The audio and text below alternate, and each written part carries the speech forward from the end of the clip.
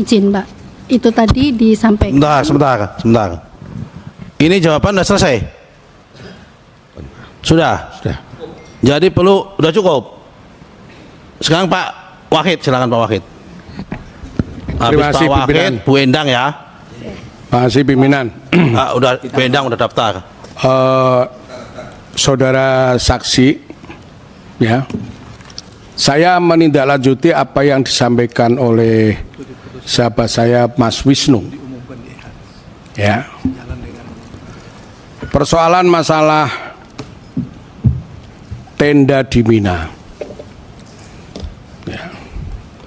Bapak Pak Subhan, saudara saksi, saya kebetulan yang mimpin panja. Ingat Pak Subhan, waktu kita rapat panja malam-malam, Bapak diminta untuk presentasi tempat di Mina, tenda tempat di Mina. Dan waktu itu ada masukan dari para jamaah untuk tidak menggunakan Mina Jadid, betul? Nah, sehingga Bapak diminta untuk, karena Bapak yang di sana, mengalokasikan haji sesuai dengan kesepakatan keputusan 241.000, ya, 8% khusus haji khusus, 92% haji reguler.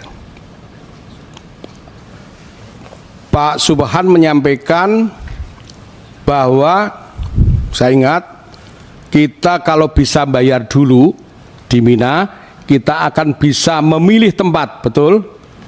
Nah, Bapak akhirnya dapat memilih 2 tempat, yang 2 dan 3, yang warna orange atau warna kuning, kan gitu. Warna pink.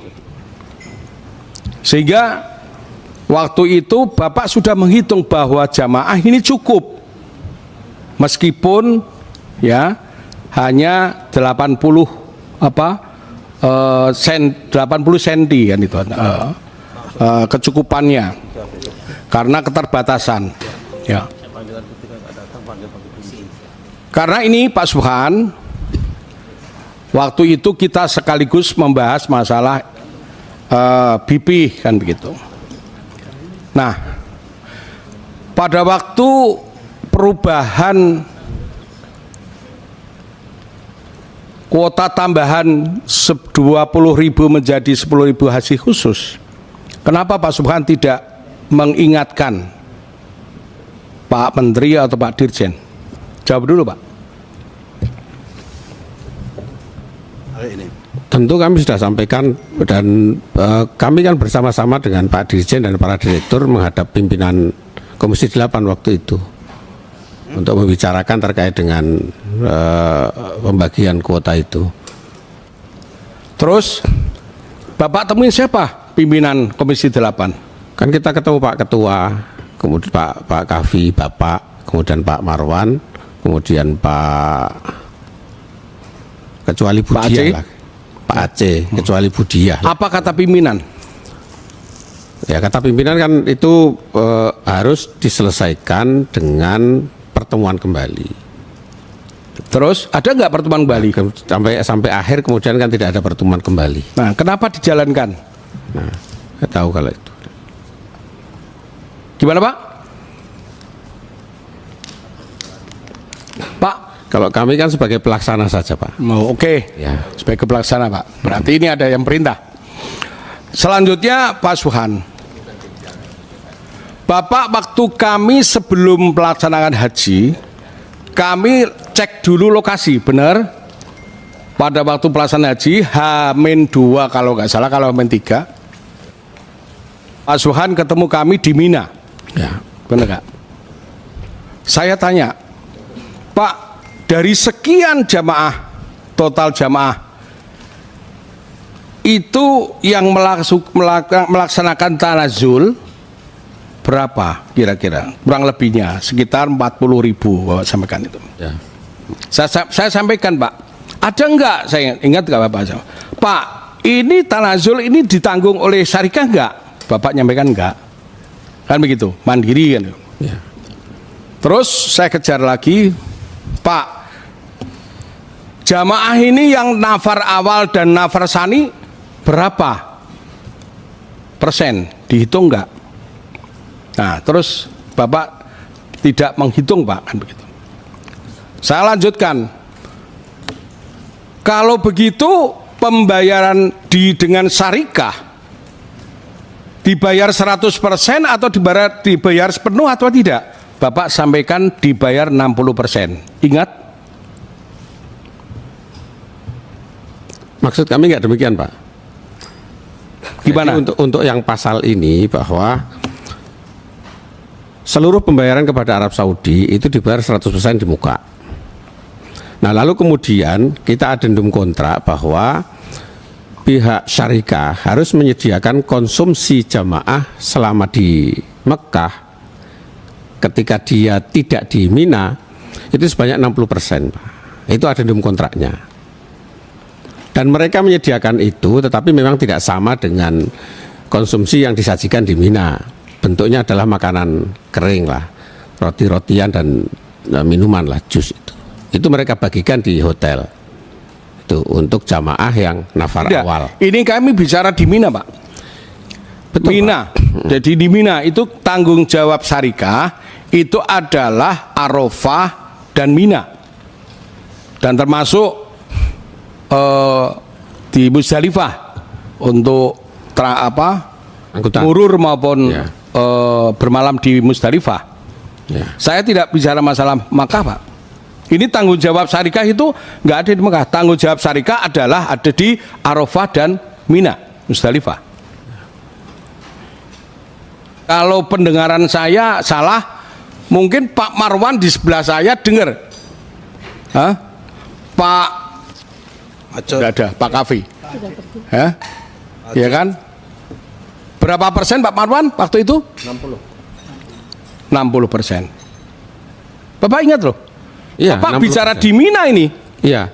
Iya. Jadi jemaah yang seharusnya di Mina, lalu kemudian dia pulang ke hotel, itu kan tidak mendapatkan makan di Mina. Betul. Tetapi kemudian kita adendum bahwa jemaah yang kembali ke hotel, tidak di Mina, nafar awal itu, syarikah harus memberikan makan kepada mereka sebanyak 60% Di hotel. jumlahnya di hotel. Jadi Terlaksana apa tidak? terlaksana, itu terlaksana, tetapi memang itu tidak sama dengan konsumsi yang diberikan di Mina. Kalau di Mina ini kan makanan kita tuh nasi, lauk, sayur. Nah, ketika kemudian di hotel, karena mereka tidak sanggup untuk masak dan mensibukannya, mereka kemudian menyiapkan makanan roti-rotian lah, roti 7 days, jus dan lain-lain. Itu yang dibagikan kepada jamaah dan itu terlaksana, Pak. Oke, itu jawabannya ya, nanti kita catat.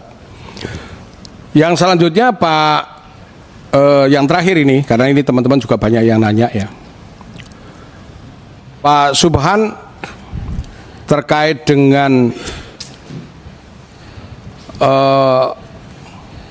ini, udahlah nanti untuk berikutnya biar teman yang lain. Oke. Baik, selanjutnya Ibu Endang, habis itu Pak Wastam. Habis itu Pak Podomi. Udah protes Pak Podomi di sini. Ya Ibu itu Teteh. Teteh yang pokoknya Teteh itu yang paling belakang karena paling cantik Teteh ini. Terima kasih pimpinan Pak Subhan. Ini berdasarkan apa yang disampaikan oleh Pak Subhan. Yang betul itu bagaimana penempatan jamaah haji di Mina itu sudah otorita dari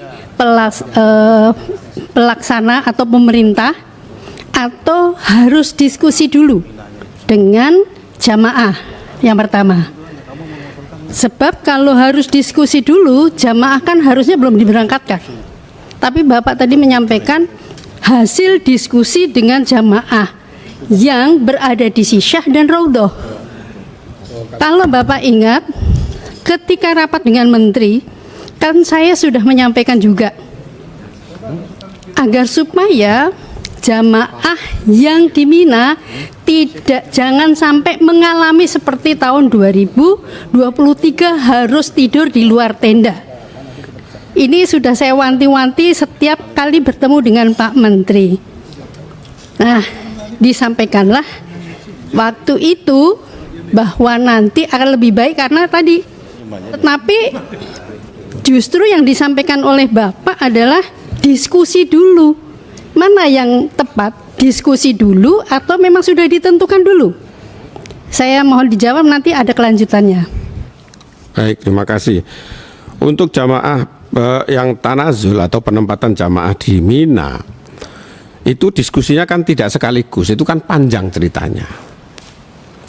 Ketika kami awal mula penyiapan itu, lalu kemudian di tahun ini ada tadi yang disampaikan Pak Wahid bahwa kita sepakat untuk tidak lagi menempati Mina Jadid. Tentu kemudian kami mengukur kembali, dan ukuran-ukuran yang tersedia itu memang tidak memungkinkan bahwa space-nya itu longgar, tidak mungkin longgar. Nah, oleh karena itu maka setiap kali di dalam manasik maupun pertemuan-pertemuan situasi itu kami sampaikan. Nah, lalu kemudian di dalam pertemuan-pertemuan itu juga kita tanyakan kira-kira jamaah yang sudah biasa tanazul atau kelompok-kelompok yang menyelenggarakan ibadah haji biasa mentanazulkan jamaahnya itu seperti apa pendapatnya gitu. Itu kami dapat dari situ, Bu. Jadi bukan dari tiba-tiba kemudian kita mendapatkan angka gitu. Di jamaah yang sudah biasa memberangkatkan jamaah, lalu kemudian mereka melakukan bisa itu. ngambil kesimpulannya, Bapak. Ya. Kemudian saya lanjut pertanyaan ketika menyampaikan kepada Pak Menteri, berhubung tempat space itu memang sudah kita ketahui berpuluh-puluh tahun sejak haji pertama di Mina ya segitu-gitu aja. Bahkan dulu Komisi 8 tahun yang lalu menyampaikan usul untuk di tingkat di Mina itu. Nah, kaitannya dengan tanazul, Pak. Secara resmi RDP dengan Menteri kan sudah disampaikan. Coba dihitung berapa yang bertempat dekat dengan Jamarot itu berapa jumlahnya, dan jika diperlukan itu harus resmi sehingga mereka mendapat perlindungan hukum. Ini saya ngomong tidak sekali dua kali dengan Menteri, Pak. Jawabannya tidak bisa. Tapi kenapa kemudian kok jawabnya seperti ini? Padahal waktu dengan RDP itu disampaikan tidak bisa, tidak boleh tanazul dan sebagainya. Tetapi faktanya Bapak menyampaikan itu sudah diperhitungkan tanazulnya aja sampai 40%. Nah, ini coba Bapak ingat-ingat bagaimana memutuskan bahwa nanti jamaah boleh bahkan sampai nanti makanannya pun itu meskipun tidak sama dengan yang ada di Mina, ini ternyata sudah diperhitungkan. Tentunya kan juga tidak adil itu bagi jamaah karena sangat terpautnya harga sangat jauh sekali. Itu jamaah dirugikan kalau seperti itu. Coba saya ingin dengar, nanti masih ada kelanjutan dari yang ini lagi. Tapi udah lebih 5 menit loh, Bu. Iya, kan satu orang 5 menit. Silakan, Pak. Terima kasih. Mohon izin, seingat kami tidak pernah menyampaikan bahwa akan memandatorikan di tahun ini, gitu ya. Tapi kami mencoba mendiskusikan kepada mitra kita di Arab Saudi, apakah karena mereka yang memberikan layanan dan ternyata mereka belum sanggup untuk memberikan layanan jamaah yang tanazul, sehingga kami belum memandatorikan. Tetapi ketika ada jamaah yang secara mandiri, secara sukarela memilih tanazul, tentu kemudian kita harus juga melakukan pemantauan dan pengawasan. Nah, buktinya apa? Lalu kemudian setelah kita dapat angka kira-kira itu, kita minta untuk dilakukan adendum kontrak supaya mereka juga mendapatkan konsumsi. Nah, mereka tetap tidak sanggup memberikan konsumsi dalam bentuk makanan apa yang sama dengan diberikan jamaah di Mina, sehingga mereka memberikan makanan roti-rotian yang bisa dikemas lebih cepat dan tahan lama gitu. Dan itu, Bu. Oke, selanjutnya Pak Was Tam. Ya, Ketua, siap. Terima kasih, Ketua. Silakan Rika, cepat ya. Ya, yang saya hormati nih Ketua Pansus dan para anggota, yang saya hormati saksi Pak Subhan. Terima kasih. Agak mepet. Pak itu saksi. Biar agak kenceng, agak mepet. Pak saksi, saya mau menanyakan persis apa yang ditanyakan Pak Kavi, tapi ini saya meminta agar lebih dalam. Pertama, apa dasarnya melakukan murur pada jamaah haji? Apa dasarnya itu? Terus kedua, kriteria apa buat mereka? Yang ketiga, berapa jumlah haji murur? Karena gini, yang berkembang itu seakan-akan bahwa penambahan kuota haji khusus itu karena tidak mampu menampung di Armusna, sehingga tapi ini adalah jalan pemecahan yang dikeluarkan sama Kementerian Agama, seakan-akan bahwa apa yang masalah tercipta pada dasarnya sudah dikantongi pemecahannya. Maka saya tanyakan ini Pak. Terima kasih Pak Saksi. Assalamualaikum. Sudah. Selamat. Oke, 1,5 menit. Silakan Pak. Baik, terima kasih Pak Wastam. Dasar murur. Pertama adalah tahun 2023 jamaah kita terakhir meninggalkan Musdalifah itu jam 13.32 menit.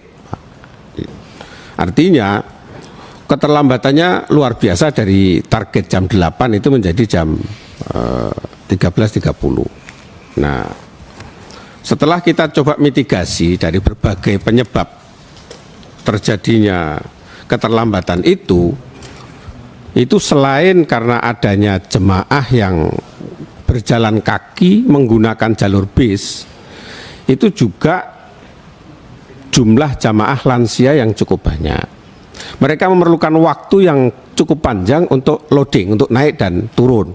Nah, sehingga Saya potong sedikit. Ya. Berarti kalau ada penambahan 10.000 nggak ada masalah ya? Karena pada dasarnya ini jauh-jauh hari loh Pak Saksi untuk merancang ini, tidak spontan. Karena saya pada saat di sana jamaah sudah bertanya ke saya, Pak, saya dijadwalkan seperti ini untuk tanasul dan murur.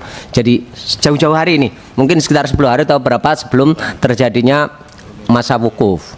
Terima kasih. Kalau murur itu bahkan 2 bulan sebelum operasional sudah kita rancang Pak.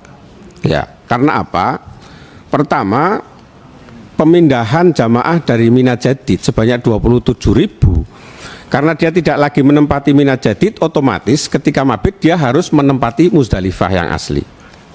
Nah, itu 27.000. Lalu kemudian Arab Saudi itu menambah toilet di area Musdalifah.